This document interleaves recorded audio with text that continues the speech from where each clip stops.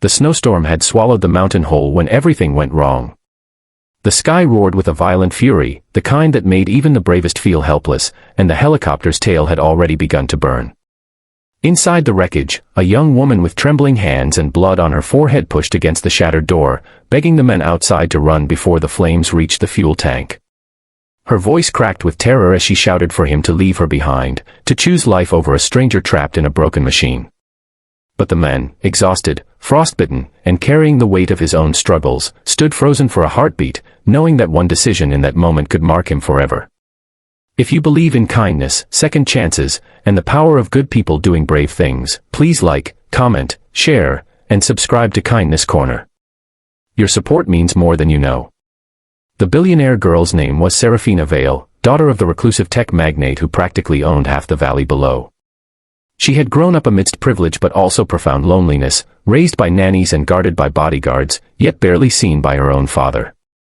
She had flown to the mountains that day to escape a world where everything looked perfect but nothing ever felt real.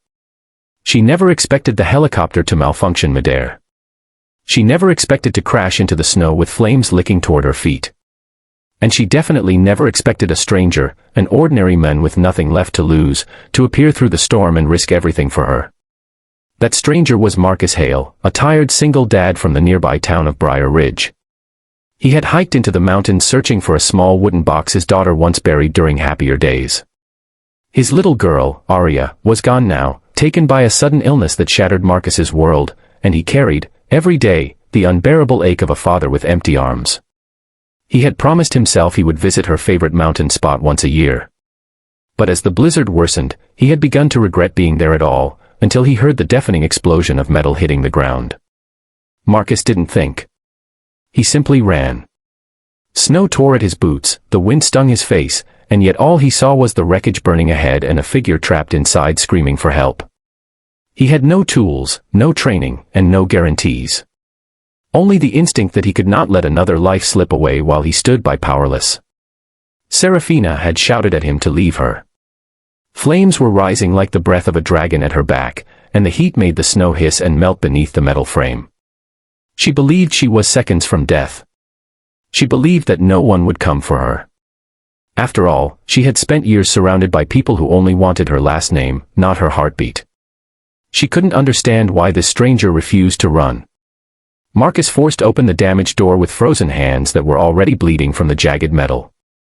Every movement hurt, every second felt stolen. The fire crackled louder each moment, and the walls of the helicopter creaked like they were about to collapse. Inside, Serafina struggled weakly, tears burning in her eyes as she insisted he didn't owe her anything, that she was only going to slow him down. But Marcus remembered Aria's last words, words he had never repeated to anyone: "Daddy, promise me you'll help people who are scared." That memory cut through the storm more clearly than the flames. He lifted Serafina into his arms despite her protests. She was shaking violently from cold and fear, and the elegant red dress she had worn for her solo retreat was torn and smeared with soot. Marcus trudged through the snow, half carrying and half dragging her away from the wreck just as a booming fireball erupted behind them, painting the sky with orange and gold. The shockwave hit them hard enough to throw them to the ground. Serafina clung to him instinctively, her breath coming in sharp, uneven gasps, and for a moment neither spoke. The mountain was silent again, except for the sound of two broken people realizing they had survived. Marcus didn't leave her alone after that. He helped her build a shelter beneath a cluster of boulders, wrapping his own coat around her even though the cold gnawed at his bones. As hours passed and the storm raged on, Serafina learned that this man who had saved her life lived in a small rented room, worked long shifts at a hardware store, and carried a grief so deep she could feel it even in the way he stared into the distance. He didn't brag, didn't complain, didn't pretend to be strong, he simply tried to keep her warm, fed, and alive. And for the first time in her life, Serafina felt seen not as a billionaire, not as a privilege or a headline, but as a human being shaking in the snow beside another human being. She felt guilt for every time she had ignored the silent battles of the people around her. She felt a strange tenderness toward this man who had given up his safety for her without expecting anything in return. When rescue finally arrived at dawn, Serafina refused to leave the mountain until Marcus was safely on the helicopter beside her. She held his arm tightly, terrified that he would disappear the moment help arrived, the way most people did after touching the edges of her life.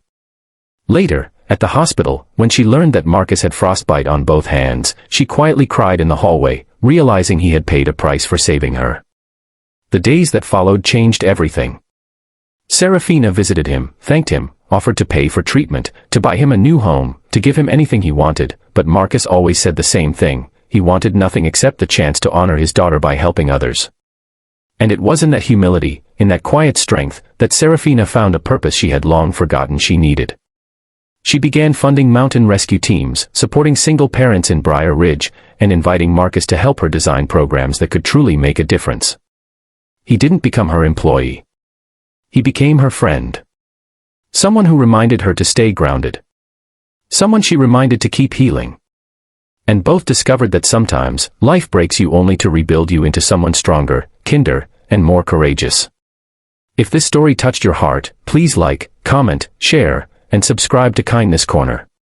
Your support helps us keep spreading hope.